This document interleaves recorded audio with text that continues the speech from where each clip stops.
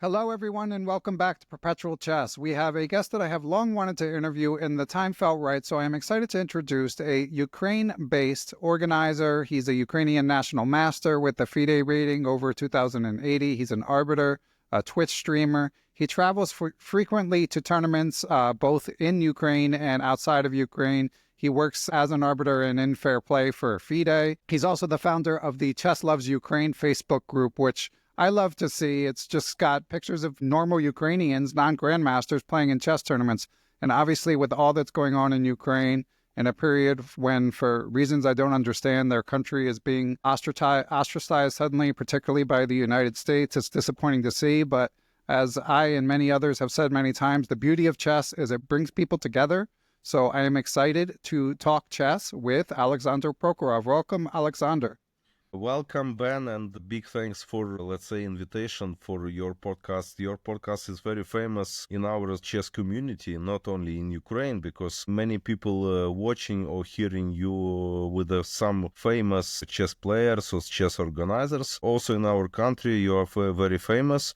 I'm not speaking about some reports, but I know that many people love to hearing you with some let's say important person in chess world. Thanks for invitation. We will try to speak about the chess in Ukraine now. As you know, the situation currently in Ukraine. Our speak is about chess in Ukraine. Yeah, that sounds great, and that's amazing to hear. Thank you. And of course, I obviously have interviewed so many Ukrainian players, the legend Vasil Ivanchuk, but many natives of your city, Lviv, which is a city in western Ukraine with about 700,000 people, but an amazing chess legacy. Legendary Grandmaster Alexander Belyavsky's from there. But just in terms of people, Katerina Lagno's from there, the Muzishuk sisters, Alexander Ipatov, who made his way to the United States, as well as Grandmaster Zherobuk. So there's so many. I couldn't believe it when I was looking through the list that just how many. So curious, Oleksandr, what contributes, which I have some idea about, the great chess success that Ukraine has had, but why Lviv in particular? Why have they done so amazing at chess? Yeah, currently the situation is changed now, because normally in the past we have more than 40 grandmasters, including women grandmasters, living in Ukraine, but actually during the war many people leave Ukraine. But grandmasters you mentioned, they are still living in Lviv, so our city belongs to one of the most, let's say, not only important in the chess life in Ukraine, but also in Europe. So previously we have a lot of grandmasters living here, so it's a kind of historical one, back to the Soviet Union period time. So it was the historical part, and also some cultural part belongs to Poland period, because before the Second World War we was the part of the Poland and Austrian-Hungarian country. So this is the culture in Lviv. So that's why a lot of grandmasters become here as professional chess players. And also, I want to tell that a lot of players, a lot of rated players lives here now. Yeah, I lived in Russia briefly in St. Petersburg when I was a university student, and they had this saying that every taxi driver is a candidate master in Russia. Yeah, because this is the traditional part. Yeah, so in Soviet Union, if we can come back to the period of Karpov-Kasparov matches, so everybody loves chess. Everybody, it was visible. So every TV they commented the game. So it was this is the tradition. So that's why when the Soviet Union passed away, we have it, like to say, we have it still in traditional, so also in Ukraine and all in other post-Soviet Union countries. So that's why many people love chess. It's not about the level, it's not about... So still there are people, you can meet them here. They play on Chess.com, for example. Yeah, it's a new level of chess. So many people love chess and they want to continue or they want just to improve or something. Yeah, and we will discuss your thoughts on chess improvement eventually. But one thing I'm curious about, Oleksandr, is obviously it's a very difficult time. I'm sure you've lost some loved ones. You've even lost Ukraine even lost the vice president of their chess federation in combat. But you wouldn't know it looking at your Facebook page, looking at the Chess Loves Ukraine Facebook page. Is interest in competing strong as ever with everything that's going on? Like for amateur players? Ben, currently the situation, if we can speak truly, yeah, of course, the idea is to have this podcast and to speak some things that it's real, yeah. So Yeah. this is our real life, how we feel, how we improve, how we continue the chess life here. So currently, 2023 in August, we have elections of the Ukraine Chess Federation. This was an important thing how to continue. So the new president come and we feel, all of us, many people from most of the big cities and also from regional chess federations, seems that we will have some potential to restart the life, because 2022 was the year of out of chess. We don't have any big events, we don't have any national events, so the Ministry of Sport continue to give us opportunity to organize some youth event. Okay, like in every country has our calendar, yeah? So we are trying 2022 organize some youth events, official events, the Ukraine Chess Championship, but it was very hard because many people, especially top grandmasters, they leave Ukraine. So that's why the level of come down. So in 2023, we, let's say, restart our activities in any place, not only in Lviv, in many other big cities. And we are trying to hold now all official events. Okay, previously, before 2022, before war, we have many international events, many other activities. But now we just trying to survive. So our idea, our goal is just to have only national events like youth, seniors, chess championship, open and women. So this is our idea, and with the support of Ukraine Chess Federation, we are trying to make it. And after I will tell about some new things. Maybe it will be interesting for our viewers, because I can tell this now, I think. So this is, I guess, important thing, that now we will create the mobile app. It will be like,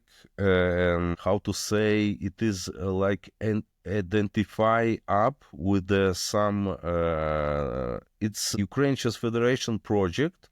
So we want to have some identification part with some photo with all data and calendar and etc. Yeah.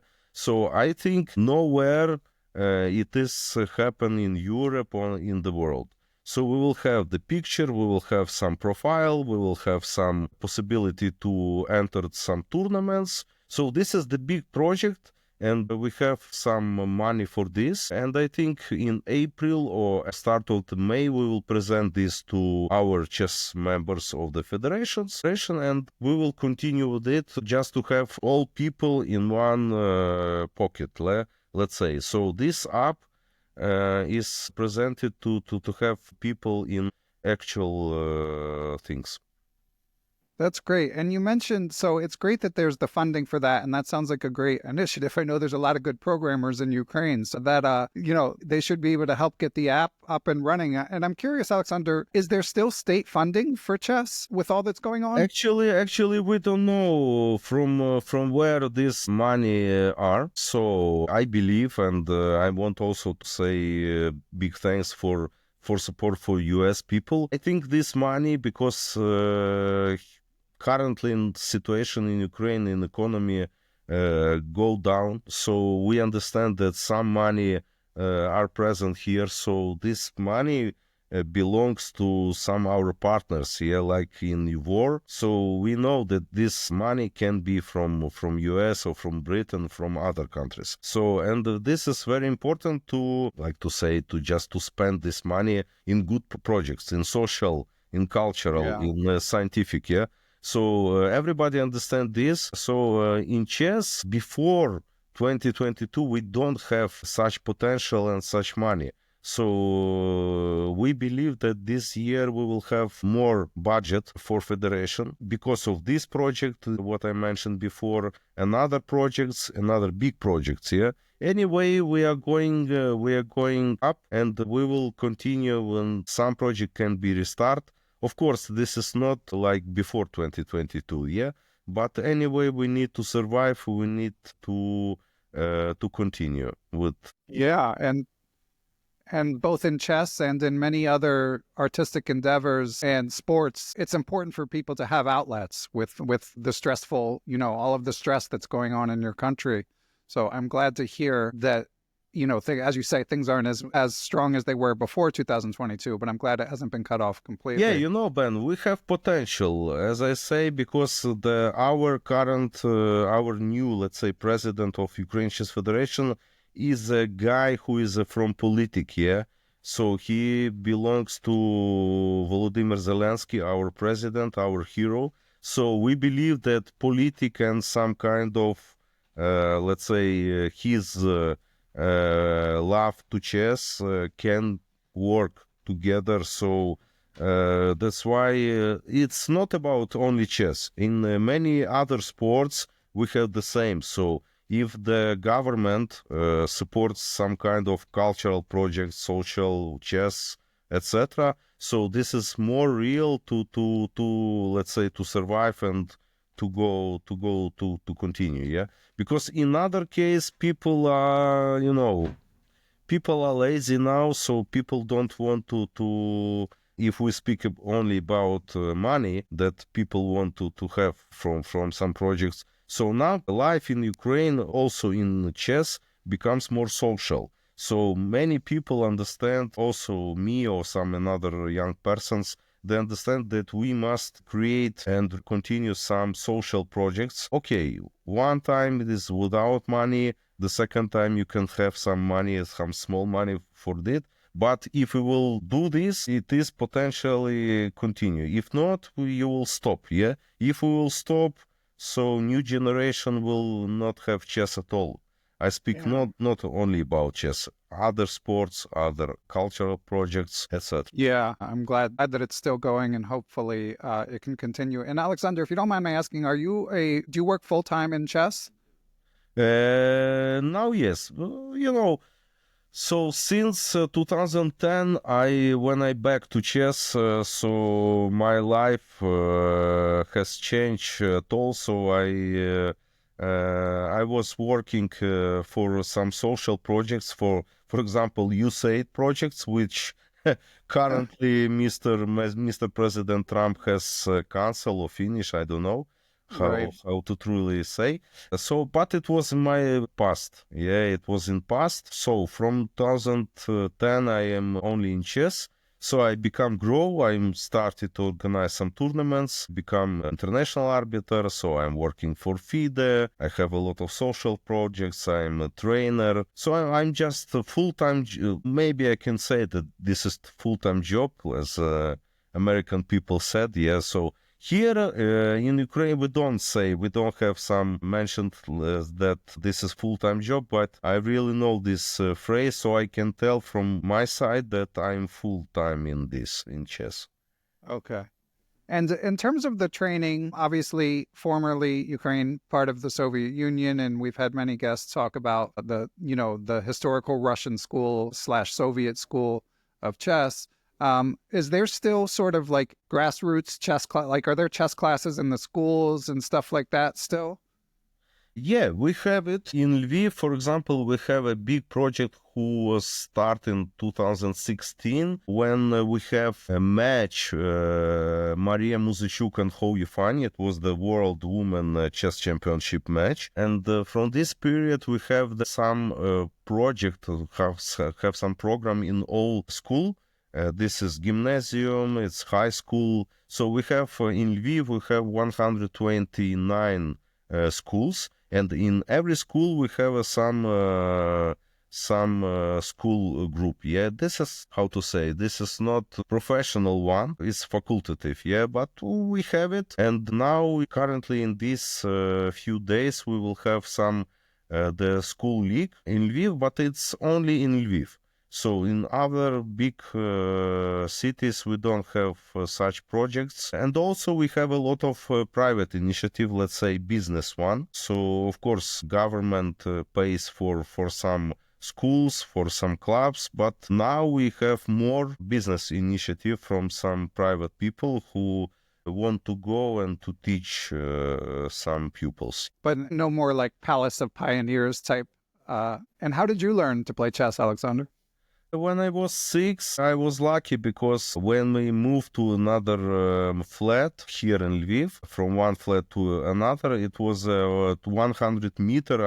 I have a school, so it was easy. And my mom bring me to this school, and from the age of 6, I started to play.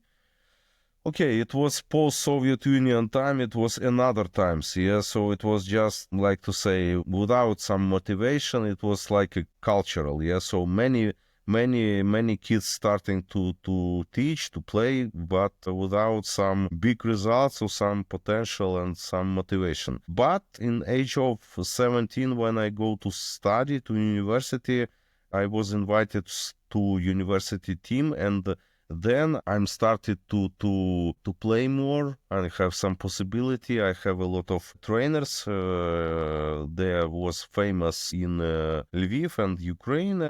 So now I'm just trying to play more online and some other tournaments. But anyway, I trying to be a manager or organizer in this. So I'm not finishing my chess player career, but I'm trying to help some young people and for others just to be like administrative of chess life in Lviv and Ukraine as well.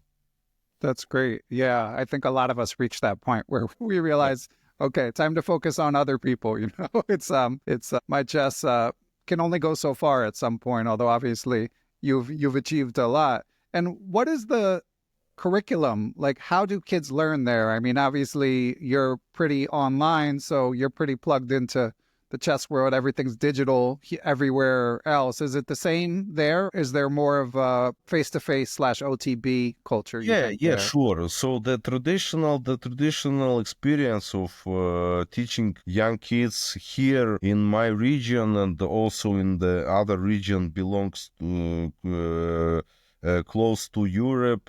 Here, you know, the situation is here. It's quite safe.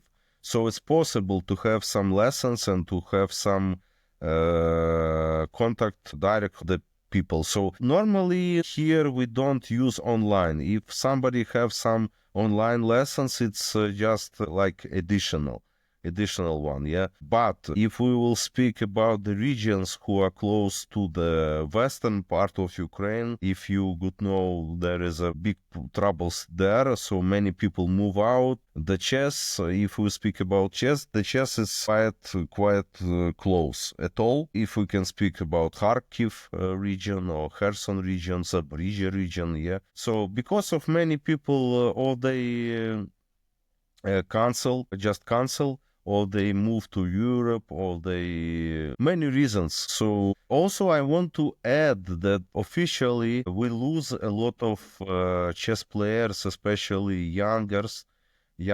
We speak about some transfer from one federation, we mean Ukraine Federation, to other federation. Of course, people migrate somewhere, they go out from war, so for Poland, Germany, France. So you can see now many Ukrainian people everywhere, also in the US. So around 150 players, they change federation officially, and they start represent other country, other federation. Also, a lot of people, they just go out and they don't change federation. Yeah, I think this amount we cannot calculate how many people But so from the start of 2022 in February, for me, myself, I started to make some, let's say, tables in Excel. Who is there? Yeah, who go out for some countries. Now we cannot much calculate where the people are now. Yeah. So maybe they finish chess, maybe they continue, but for not, let's say, some rated events. Nobody knows. So anyway, we lose a lot of potential youngest players and a lot of top grandmasters, and nobody know when they will move to Ukraine. Yeah, maybe not. So this is the big problem now, because as I say before, if we want to organize top final of the chess championship, we cannot organize the top players, because all top players, all the members of national Olympic team, they're out. So they cannot move to Ukraine because of many reasons. Yeah, maybe this is not a part or not a story to tell about this, but we understand that if they will go here, they will have some problems. Maybe criminal problems, maybe not. Because of mobilization time, this is very important thing. So many men aged 18 to 60 have problems to go out. They have problem. You know, military things. Yeah. So that's why if they stand in Europe countries, they are almost have a practice, and they have the potential to play and continue. Yeah, if they will move to Ukraine back, they can have some problems. Yeah, I mean, just in thinking about the people that I've interviewed, again, there's so many, like, I already mentioned Grandmaster Zhurabuk and Ipatov, both from Lviv, but Yuri Koikin, Eugene Perelstein was born in Ukraine, and that's just, that's just one podcast in one country. And I know, and I've noticed in interviewing them, they all have great pride in being Ukrainian, so I don't think it's, obviously they would love a world where they could stay. But I think even prior to the war, there was often not as much financial opportunity. Is that fair, Oleksandr?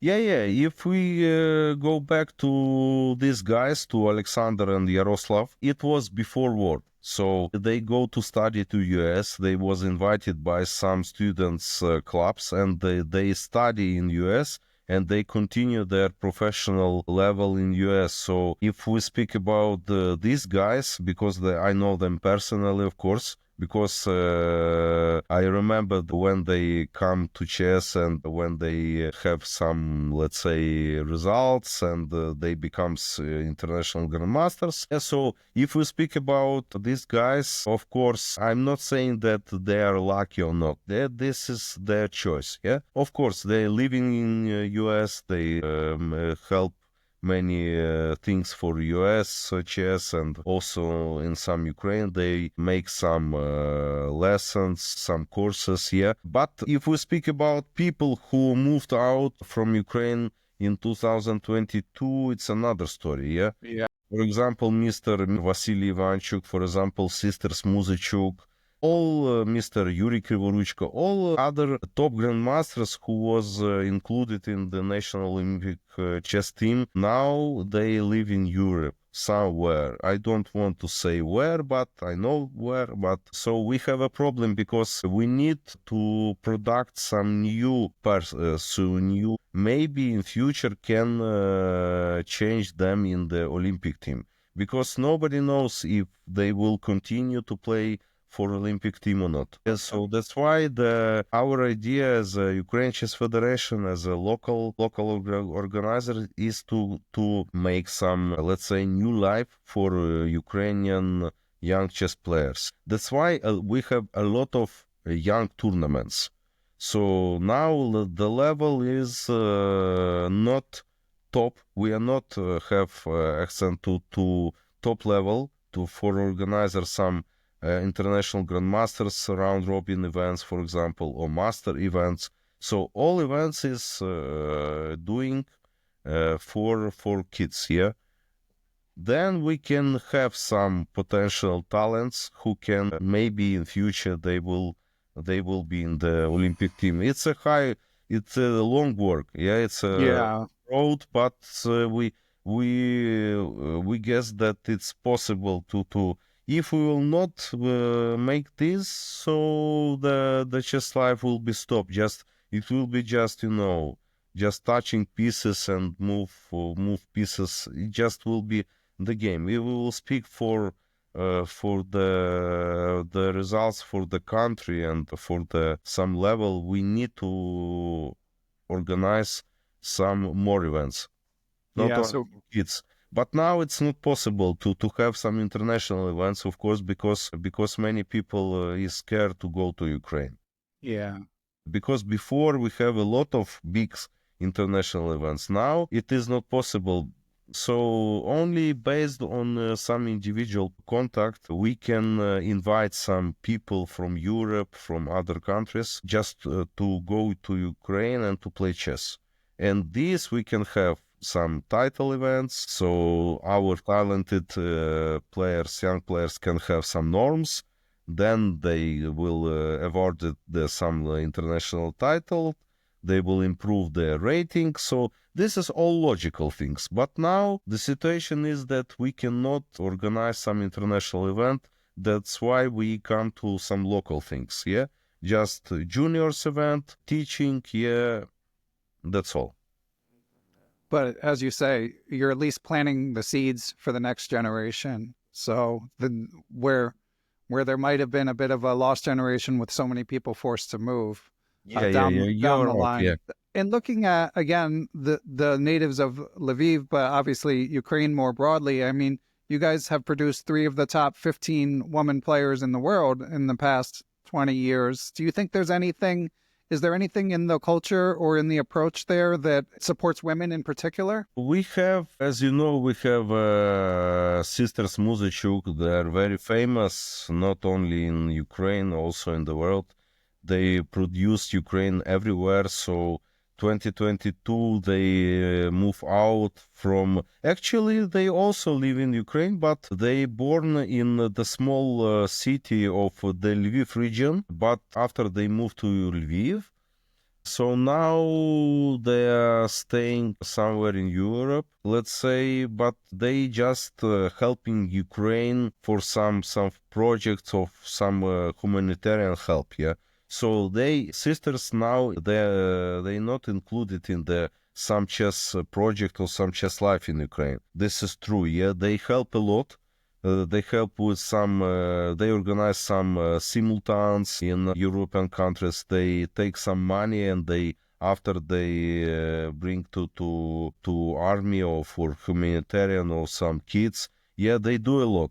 But the women's chess now in Ukraine quite finished because, of course, we have a national team, but previously we have also in our team Natalia Buksa, she is in Baku. Anna Ushenina, the former women chess championship, 2005. Osmak, also the famous women grandmaster. But everywhere of them, they are in Europe now. Yeah, so they can continue playing for Ukrainian Olympic team, but they are not included in the continued chess life, especially women chess life. So that's why the logic and this is also the same as I tell before. So we are trying as federation, as some local organizers, trying to have some to produce to create some new faces. Yeah, so new women faces. Actually, now we have in Montenegro in Petrovac. This is held the World Junior Under 20. And one of our potential member of the Women Olympic team, Елизавета Grimechikova, Women International Master, she is fighting for the medal. Currently, she have a sixth place now, and we hope that also this can continue something in women chess life because now we cannot have some changes. For example, next year we have 2026 World Olympiad in Uzbekistan in Tashkent, and nobody knows who will represent women chess. This is the top level, but also we need to think how to give the chance to other young women chess players. Yeah. I mean, obviously there's so many stressful things going on in Ukraine, but that in itself sounds sounds stressful. It's got to be hard as someone like you working so hard to promote Ukrainian chess, and then it's hard to keep your players for understandable reasons. Is it tough on a day-to-day basis? Is it hard to keep a good attitude for you? Yeah, this is kind of chaotic. Yeah, before 2022, we have some strategy, we have some, let's say, potential to keep the level on the international level as well and here. But now all the things come chaotic. Yeah, if you want to organize something, okay, you don't have a strategy. If we can speak about the chess, you know that in chess there is a tactic and the strategy, yeah, positional play. So now we just make some tactical things. Here we just put the knight of f5, for example, and we move. We just make some things what we can do, yeah. But for the strategy, it's another story. This thing belongs to federation. If we will have some strategy for next year, how to survive, how to keep chess on such some level which we have before, this will be very hard. Anyway, we need some ideas, we need some budget, we need some government support. I believe that the chances are high because of new federation team, but who knows? And we had a tech issue there and we had to switch platforms. So apologies if you're watching on YouTube or if it sounds any different on audio, but the show must go on. So, Oleksandr, we were just chatting before we resumed recording, and you mentioned that you know several chess players who are in combat. Yeah. Thanks for watching and hearing. So we continue. Also, if we speak about the chess life in Ukraine, we also want to mention about our heroes, about our chess heroes who are protected Ukraine. A lot of chess players becomes and on one of the famous one is international grandmaster Igor Kovalenko. Actually, believe me that he is a top seed of Ukraine chess ranking. If you can check this on the FIDE webpage, you will see that he is inactive from 3 years because he cannot participate in any rated games, but his current rating is 674. And now, in a few weeks, I'm in touch with him regularly. We will have some project with him.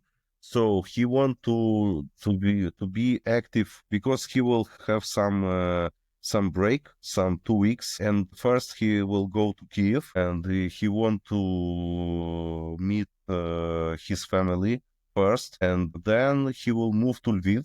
We will have some open lecture, some lesson for our students of Lviv Physical Culture University, in which we have some chess players who are studied to become the trainers.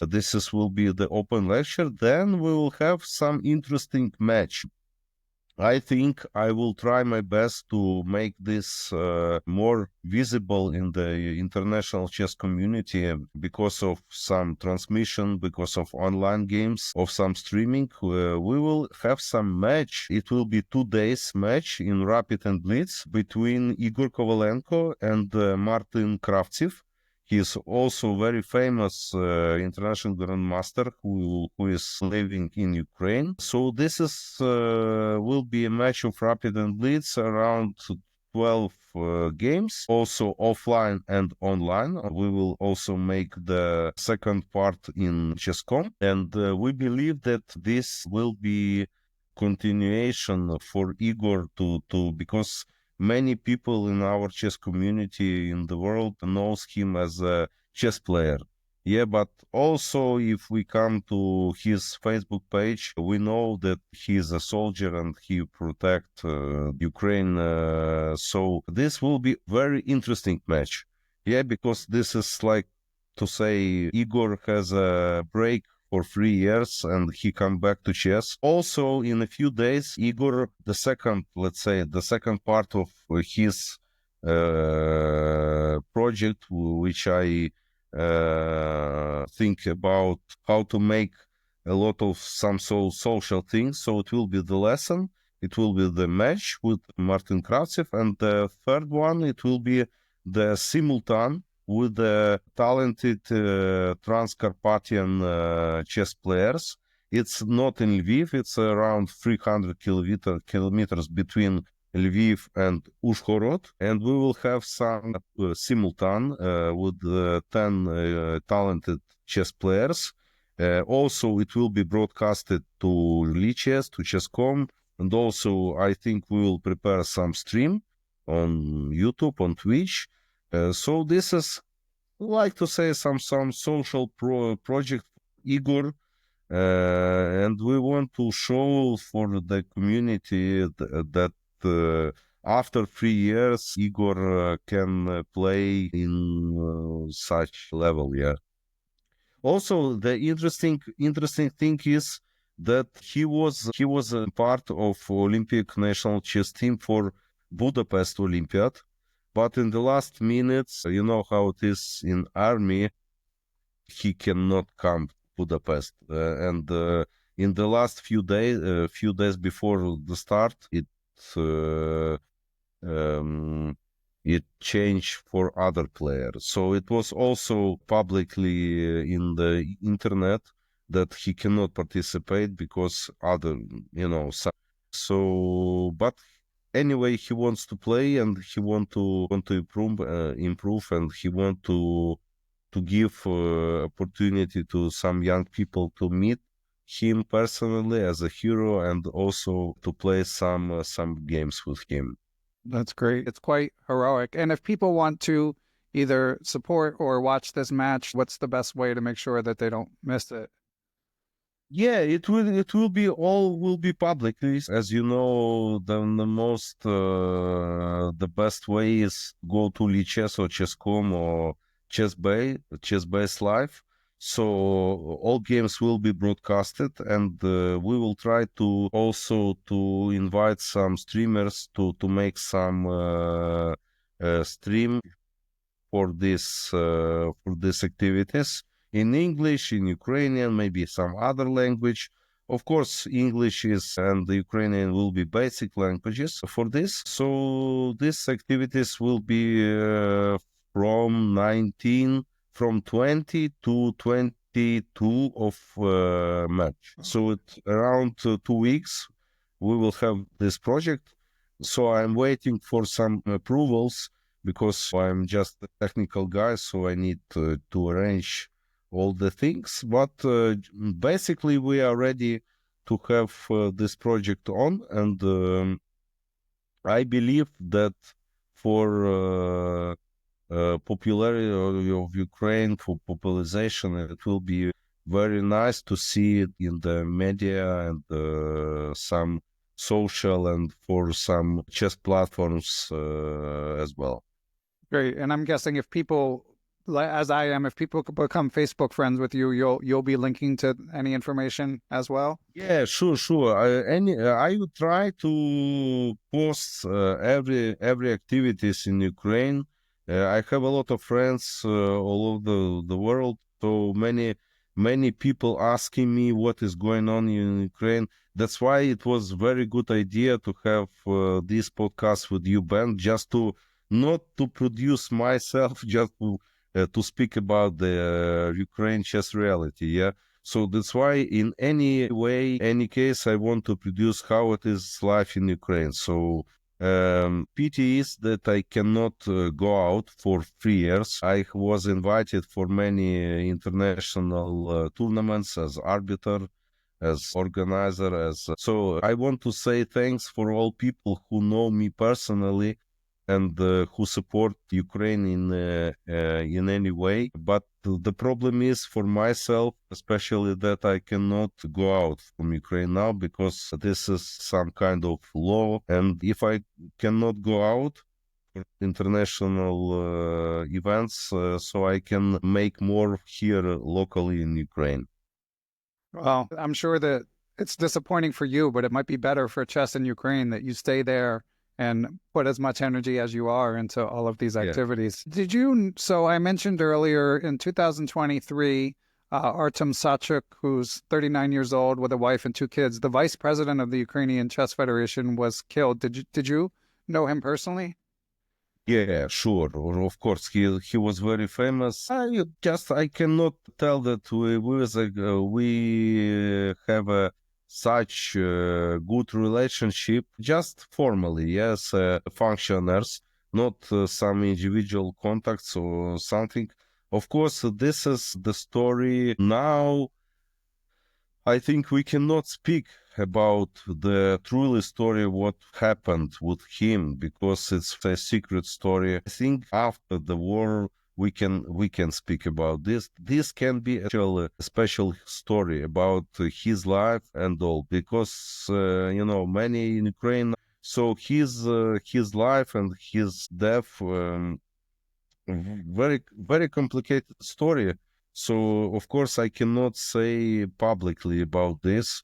So I believe that after the war ended, we can speak about this.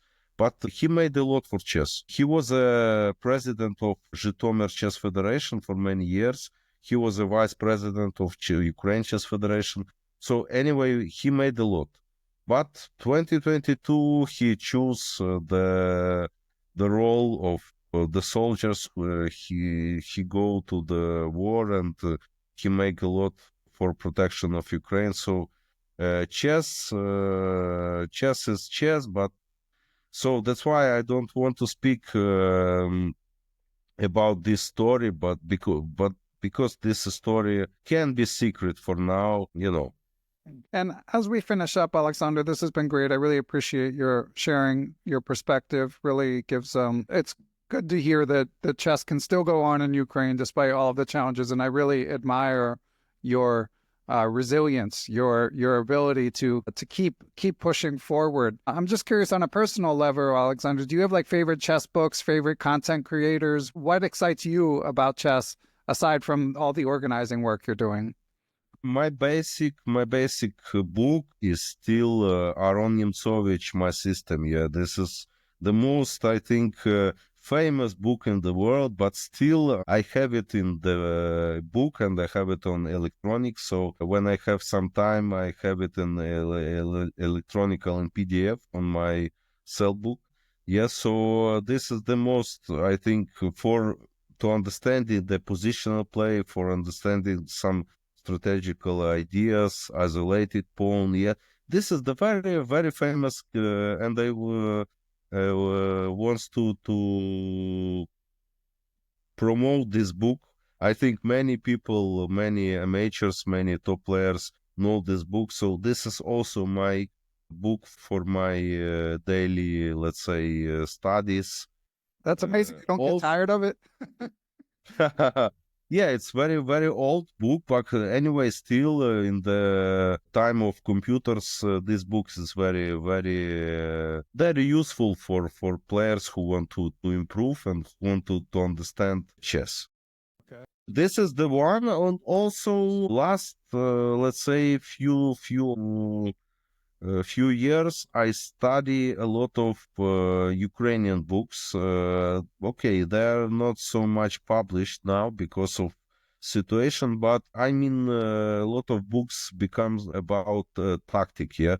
So anyway, if you want to study chess, you want to have also some tactics training. Yeah, not only chess or chess.com. Of course, we can use these platforms for improve our tactics skills, but books are books. So if you have some positions and you, for example, you have some motivations to study and improve, you can have some 10 or 20 positions per day. If you will have it anyway, the level of your chess will be grow up. Okay. And any favorite YouTubers?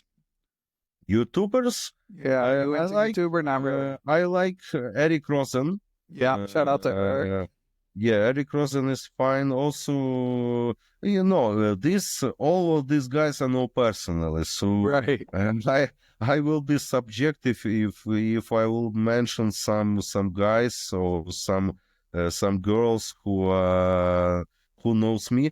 I like also Dina Belenka.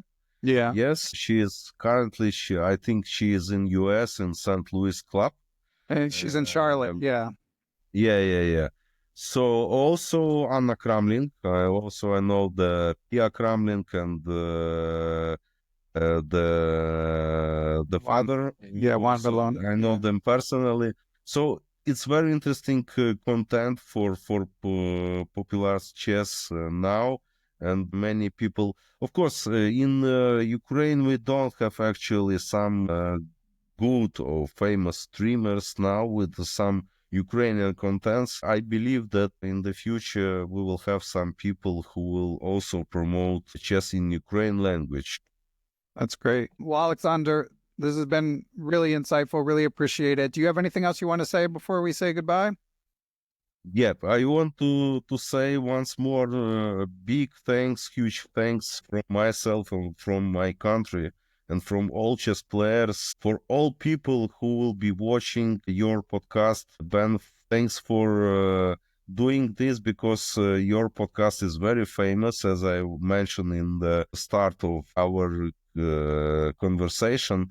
Thanks for support Ukraine, and somebody will have some let's say ideas, or in any case wants to help with some our ideas here in Ukraine, please contact me via Facebook or via email. I will always is open for any kind of projects, and a big thanks especially for you, Ben, that you invited me and you trying to introduce the Ukraine chess life here in your podcast, and for other people who will watching and hearing this our conversation. Thanks for all, and we are brave, still safe for all, and hope to see somewhere, somehow in the future. That would be great. Yeah, thank you, Oleksandr. Us chess players have to stick together. And,